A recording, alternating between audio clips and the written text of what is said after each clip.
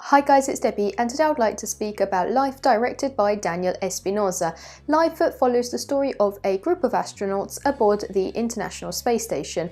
The main cast includes some pretty famous names in the cinema industry, such as Ryan Reynolds as Rory Adams, Jake Gyllenhaal as David Jordan, a doctor, and Rebecca Ferguson as Dr. Miranda North. The team of astronauts retrieves a soil sample from Mars and analyzes it in the space station's lab, finding a single biological cell. By recreating a suitable environment for the cell, the team manages to revive it, bring it back to life. Back on Earth, everybody starts celebrating. It is a fundamental discovery. It is the first physical proof of the existence of life beyond Earth, in case anyone was still claiming that the humans were the only living creatures in a seemingly infinite stretch of universe. The children on planet Earth decide to call this sweet alien cell Calvin. Calvin begins to grow, he reacts to stimuli, and he appears to have an exceptional intelligence and strength compared to his size. But Calvin is not as sweet as we would want it to be, and it soon starts to violently react to the team's activities. So the astronauts have to try and contain it,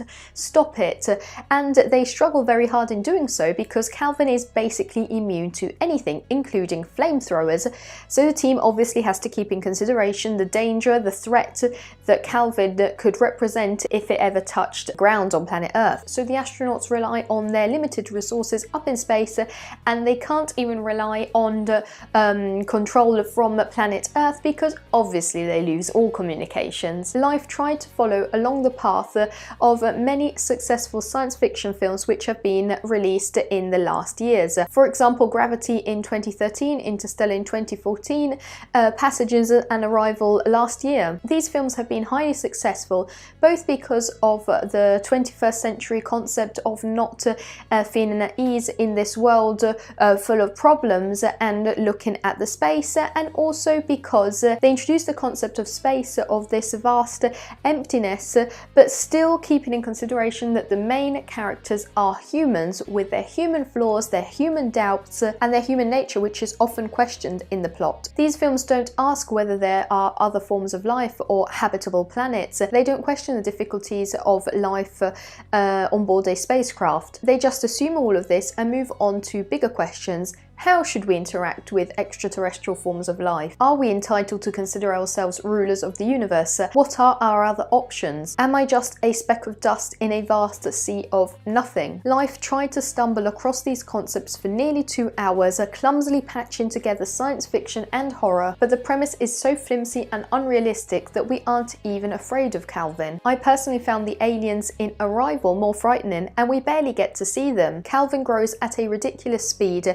He is basically immune to everything. It is not even clear what he actually needs to feed on. The dialogues are unrealistic and cold. The plot is full of flaws. The whole retrieval of the capsule is badly introduced. We barely care for the characters' fate and immediately forget even their names. I clearly remember holding my breath while watching Interstellar, crying for the characters, or staying up all night after seeing Arrival and angrily meditating upon the greedy nature of human beings. I understand Life is more orientated towards the horror genre, but horror doesn't simply mean accepting anything ridiculous for a couple of jump scares. The only feature that made me appreciate Life was the presence of Jake Gyllenhaal, which managed to keep the general acting and dialogue to a decent standard, saving the rest of the cast from sinking.